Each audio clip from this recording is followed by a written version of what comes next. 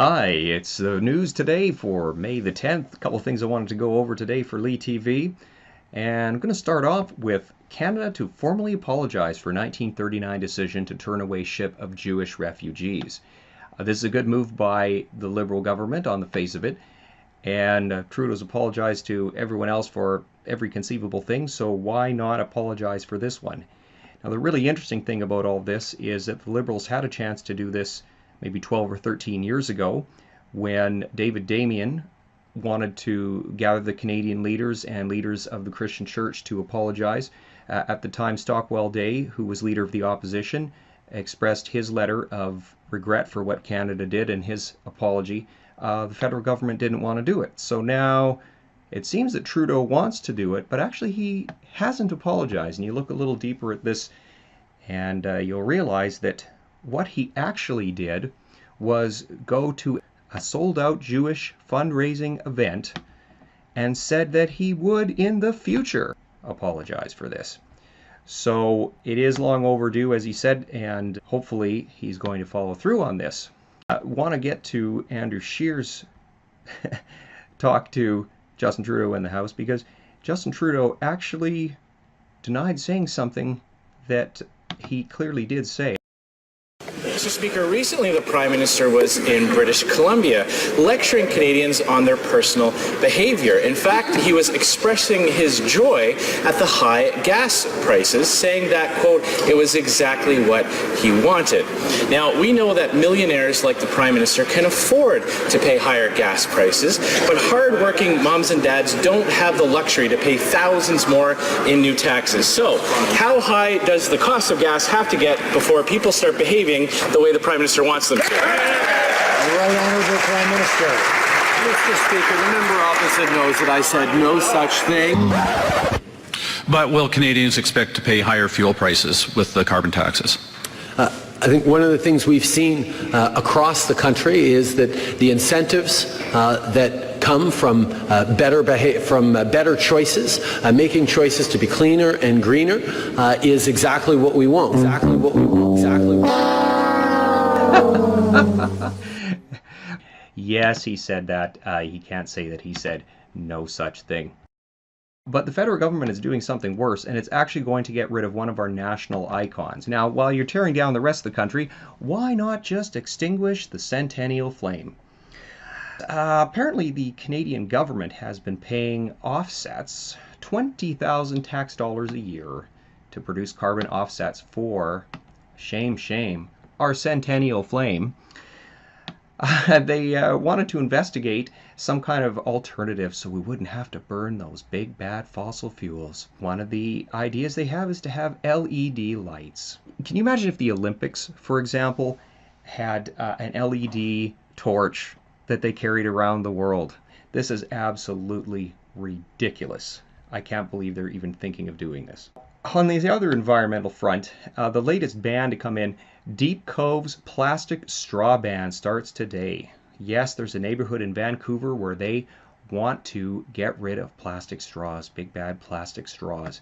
The Great Canadian Shoreline Cleanup picked up just under 18,000 straws from coastlines across the country.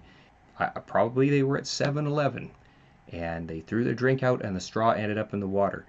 You can't prevent people from throwing garbage out if they have no manners and no consideration for nature.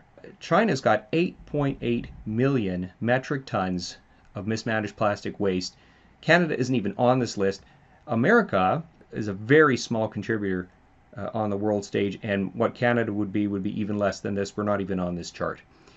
When you look at most of the plastic that's in the ocean, analysis has shown that most of it is abandoned fishing gear. You can't control what these ocean trawlers are doing.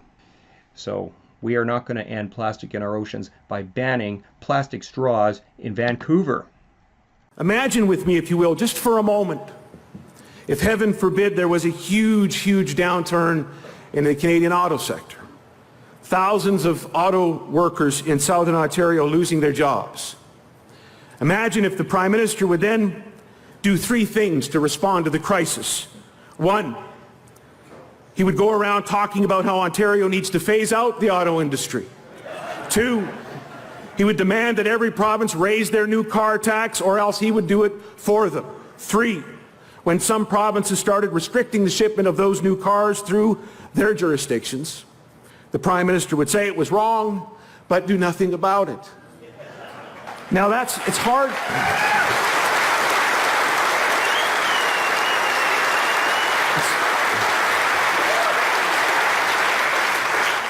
It's hard to imagine that. It sounds crazy because it is. And so what we need in Alberta is change here to work together in our province, and maybe change is coming in Ontario, to make a stronger case, to hold the federal government accountable, to ask them that they would treat our sectors and our economies the same way that they would treat sectors in any other part of the country.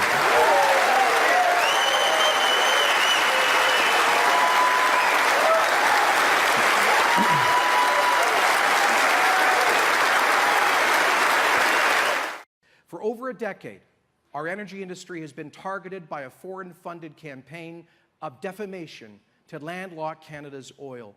The cost to us is staggering. We are becoming a bargain basement economy, losing $40 million a day, $14 billion a year, and counting by underselling our most valuable asset to the United States. We are giving our family jewels away to the pawn shop. Wow. I am just going to say that if my balls are ever in the pawn shop, I am definitely buying them back. In the event that whatever took away my balls led to my untimely death, Jill Colton has an opinion as to who could use them if I became an organ donor. Prime Minister Justin Trudeau has been living for years without balls. Watch him sit. Look closely. There's nothing there. Without balls, he's a man lost and confused. I am a feminist. I am a feminist. I am a feminist. Without balls, this fashion-obsessed eunuch is just a shell of a man. Nobody should have to live like this. Without hope, for less than the cost of a cup of coffee a month, your donation will go toward finding Justin a set of balls. Tremendous advancements in this field have been made south of the border. With your help, we will find a cure. So please donate today. I want to get back to Jason Kenney's speech and then show how the assertion that he made about American interference in our energy industry is in fact true. Unless we can get access to global markets, we will be assuming over time an opportunity cost of hundreds of billions of dollars and tens of billions in government revenue. That represents our ability to handle our future debts, our rising healthcare costs, to build future schools and infrastructure, and to provide to the next generation the standard of living that we hope for them. But this is not just an economic question. It's also a moral question for the whole world. The International Energy Agency projects growing global demand for oil and gas for the next 25 years. That demand will be met. So this is not an environmental question, because the demand is rising and the supply will rise to meet the demand. But if Justin Trudeau gets his way and phases out the oil sands, if David Suzuki and Elizabeth May and the Tides Foundation and the Rockefeller brothers and the whole lot of them, if they get their way by shutting down Canada's energy industry. All right, this foreign sabotage of Canadian pipelines is something that is absolutely true. And I've written about it recently in my article at the Frontier Center for Public Policy, USA Kills Canadian Pipelines. The delay of pipelines in Canada, according to Scotiabank, is costing our country $15.6 billion per year as other pipeline proposals await approval. And with that kind of loss, I just don't think that's what Canada needs. We are underachieving. So Kinder Morgan first built a Trans Mountain pipeline in 1953. Okay, they have a long track record, and this time around it's everyone's lighting their hair on fire. Now Vivian Krause looked at this, and in 2008 she found out that the Rockefeller Brothers Fund, the William and Flora Hewlett Foundation, and the Tides Foundation sponsored the tar sands campaign to curtail Alberta oil. The 17-page strategy paper by Corporate Ethics International is still available, and a decade later its success is undeniable. Its agenda was to stop or limit the expansion of pipelines, upgraders, and refineries, cap oil sands development, and isolate Albertan crude to Alberta. landlocked the tar sands, and that way the crude could not get to the international market where it could fetch a high price per barrel. National and grassroots organizing need to block all proposed pipelines. Okay, grassroots organizing. Yeah, grassroots. But it's grassroots funded by American multinationals who have tax-free foundations.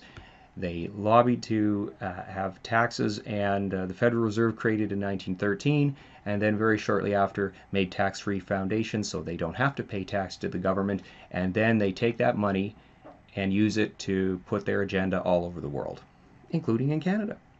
They knew this had to be secret.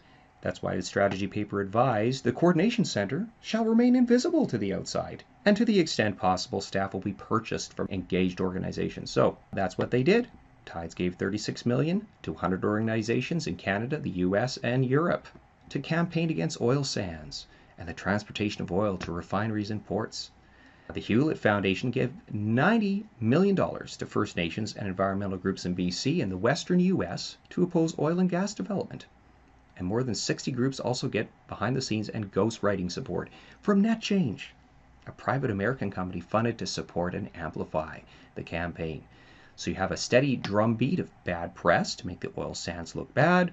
Make sure they call it the tar sands, not the oil sands. Don't just smear them. Maybe you can lie. See, the oil sands actually cover 1% of Alberta's boreal forest. But some environmental groups have said it's big as Florida, or that the carbon footprint in the oil sands is 3 or 4 times larger than the average unit produced in the United States. In fact, it's only about 10 to 20% larger, and that's still less than California heavy oil. So instead of Jane Fonda flying all over Alberta in a gas-powered helicopter saying that the oil sands were bad, maybe she should have stayed at home where the carbon units per oil unit of production are 80 instead of the 68 that is in the oil sands. They wanted to foment First Nations opposition against this, which worked, and that's why Jane Fonda flew to talk to them, and the 150 First Nations allied to oppose the oil sands, even though many of them are not anywhere near these pipelines. Some of them aren't even in Canada. But if there's money there, sure, the First Nations will say the oil sands are bad. Why wouldn't they? Free money. However, every First Nation whose reserve the pipeline passes through has agreed to its passage. So have 80% of such communities even close to the route. And I can show that to you right here. 51 Aboriginal communities have signed mutual benefit agreements. All of the First Nations whose reserve the pipeline crosses, and 80% of communities within proximity to the pipeline right-of-way. Oh, it has engaged with 133 Aboriginal communities, and the majority that the project crosses, either pipeline or tanker, have signed on. There we go. The pipeline actually literally crosses 9 First Nations reserves in BC, all of which Trans Mountain has agreements with. So, that's how things are. Today is the March for Life, and I'm going to be having more on that, and thank you for watching today. It's been a little frustrating with some of the aspects of watching these videos, and hey, I'm not made of money. Even this Camtasia software that I have to make these videos costs $300. So if you want to help me, you can sponsor me at Lee TV. I have 0 patrons giving me $0 a month. Zero down. So become a patron. I don't care if it's $1 a month. I don't care if it's $10 a month or $25 a month. Man, that would be great. Hey, by the end of the year, I could pay back all I paid for Camtasia. Also, I could have a laptop with enough memory that with a million windows open, it can still handle them all. So, thanks for watching today. Have a great day, and we'll be chatting with you soon. This was Lee TV.